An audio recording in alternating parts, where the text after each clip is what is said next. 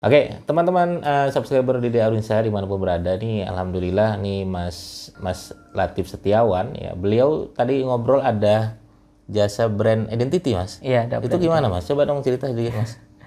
Jadi kita buat apa? Brand identity ya. Pembuatan jasa brand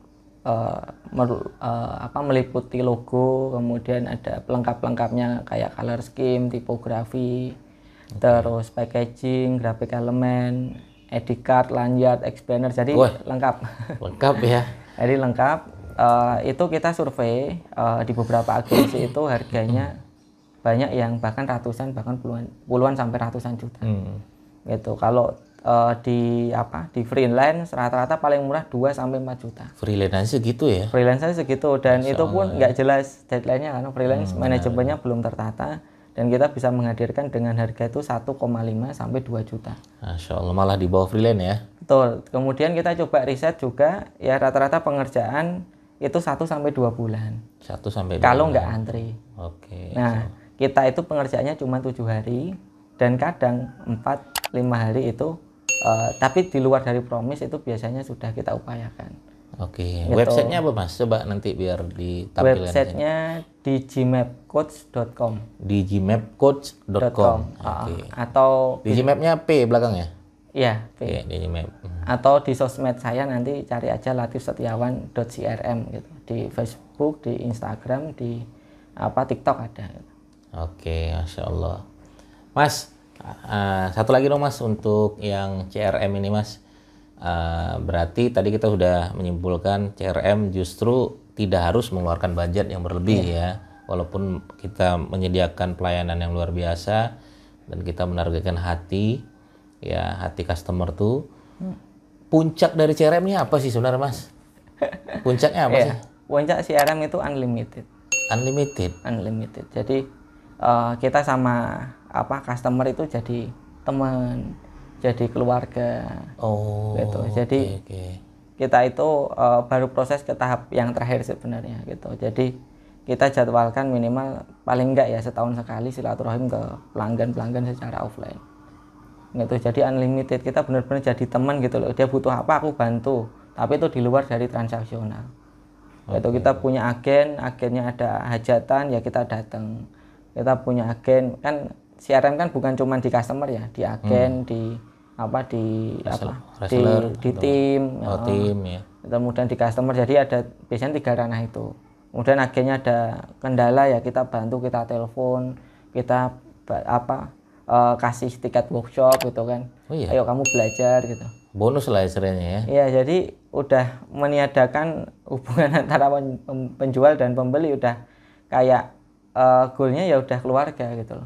Karena Kayak mungkin pacaran lah ya. mungkin Mas Didi pernah merasa kehilangan nggak? Misalkan punya customer udah baik hati, tiba-tiba dia nggak menghubungi kita. Sering Iya. sering saya Mas. Nah, jangan sampai itu terjadi. Iya. Jadi kalau dia sudah baik ya Tapi kita. kalau saya hilang itu ketika tanya lagi kenapa? Karena dia sudah nggak bisnis yang sama lagi. Nggak apa-apa, yang penting tetap aja berhubungan, ya. iya. Oh, Karena kehilangan itu lebih berat daripada pertemuan. Kehilangan lebih berat dari pertemuan. Oke. Ini kayaknya jadi thumbnail ini bagus ini. Itu jadi ya kita sampai level ke situ, unlimited, menganggap mereka ya sudah kayak saudara kita sendiri. Berarti kita tidak ada tujuan sama sekali ya, kecuali emang untuk memberikan kepuasan pelanggan. Ya membangun relation ya. Relation insya Allah kan kalau kita seandainya sehari silaturahim ke 1 orang saja, sebulan kan 30. Kalau 30 kan kira-kira rezeki kita naik nggak? Oh naik. Itu kalau offline kan, sehari 1 aja udah luar biasa. Online kita bisa membangun relation 1 tim 250 orang. Dengan deket ya. Nanti database-nya mungkin 5.000, tapi yang aktif kan 250. 5% misalkan. Nah, itu kita bisa membangun itu, kita pertahankan selama-lamanya, insya Allah keluarga kita dalam bisnis akan membesar, bisa jadi legacy. Dan kemarin saya dengerin kajian, orang yang ikhlas, orang yang soleh itu amal baiknya baru akan terungkap ketika dia udah meninggal. Benar banget. Gitu. Jadi kok nggak ada yang silaturahim lagi, dia akan ngerasa, oh ternyata yang kemarin rajin silaturahim itu yang ini. Kok ini nggak ada yang bantu lagi, oh yang sudah meninggal ini. Masya Allah. Gitu. Merinding saya Mas. Jadi kalau sampai kita bisa lakukan kebaikan-kebaikan itu, ya harapan kita, ya kalau di di depan umum misalkan kita sholat taraweh 8 rakaat, kalau di rumah kita bisa lebih dari itu. Kalau yang jadi yang tidak kelihatan itu lebih banyak itu kan. Kata Ustadz kan orang yang ikhlas adalah yang tidak kelihatan lebih banyak. Nah, dan baru kelihatan ketika dia sudah meninggal. Harapan kita seperti itu. Iya, Masya Allah. Aduh. Kalau saya kemarin sempat mendengar seperti ini sih Mas. Tenang aja Mas Didi, kasih aja pelayanan terus. Nanti mereka pasti akan repeat order lagi. Pasti mereka nanti akan memasarkan produk mereka Mas Didik secara gratis. Jadi kita sudah ada niat ke sana. Jadi bantunya jadi kayak nggak ikhlas itu. Nggak ikhlas. Jadi nggak ikhlas. Gitu. Kalau saya nganggapnya gini, kan rezeki itu tidak harus berupa materi gitu kan. Kalau kita berbuat baik sama Allah, insya Allah kita dapat kebaikan setidaknya di akhirat.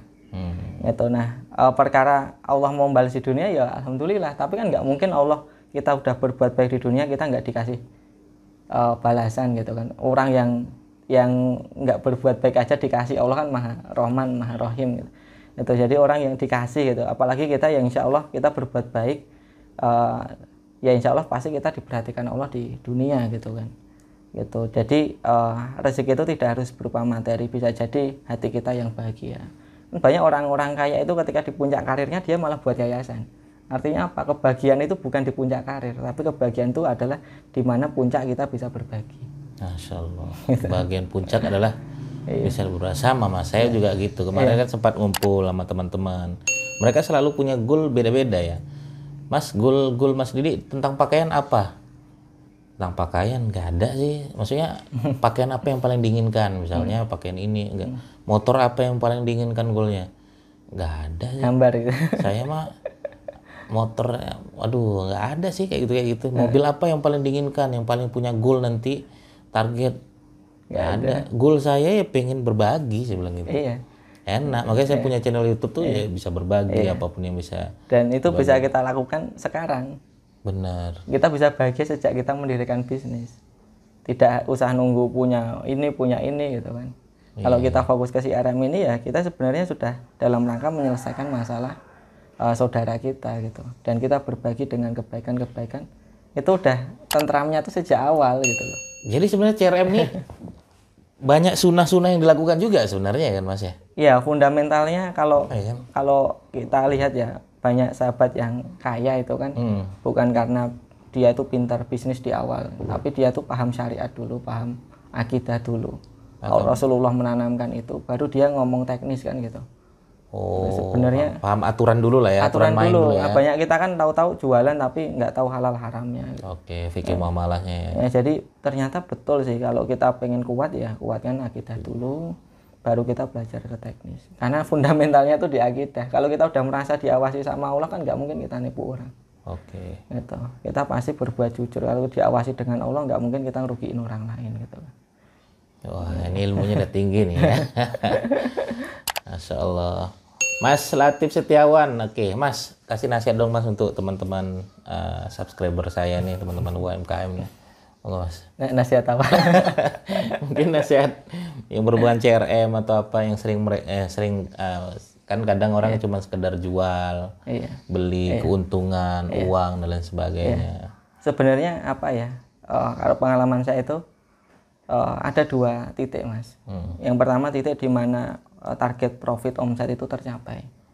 Yang kedua titik di mana banyak testimoni feedback yang positif. Hampir 50% yang beli buku CRM itu memberikan feedback dan mereka mengulas secara sukarela di sosial media, di Facebook, di WhatsApp itu tanpa disuruh ya. Iya, tanpa disuruh. Nah, kemudian saya coba merasakan ya. Jadi ketika omset tercapai itu paling rasanya 1-2 hari bahagianya Mas. Tapi kalau kita bisa nolong orang lain ya, membahagiakan orang lain itu hati itu bahagianya tuh lebih awet gitu. Jadi kayak alhamdulillah bisa ini hari ini. Kemudian sama keluarga juga lebih harmonis, terus sama anak juga jadi lebih mudah diatur.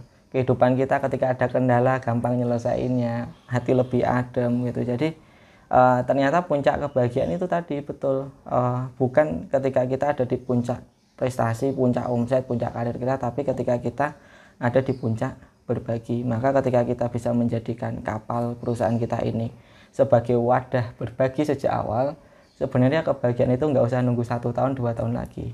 Ya insya Allah hari ini pun kita bisa mendapatkan kebahagiaan itu. Insya Allah.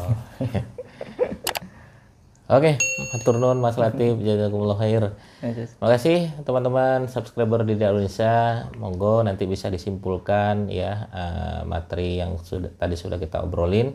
Bagi teman-teman yang mau bertanya nanti boleh aja langsung bertanya di kolom komentar kami. Jangan lupa subscribe di mana Mas? Latif Setiawan. CRM. Silakan teman-teman langsung aja subscribe di YouTube-nya beliau. Beliau juga sering posting tentang materi-materi sangat bermanfaat di channel YouTube Latif Setiawan.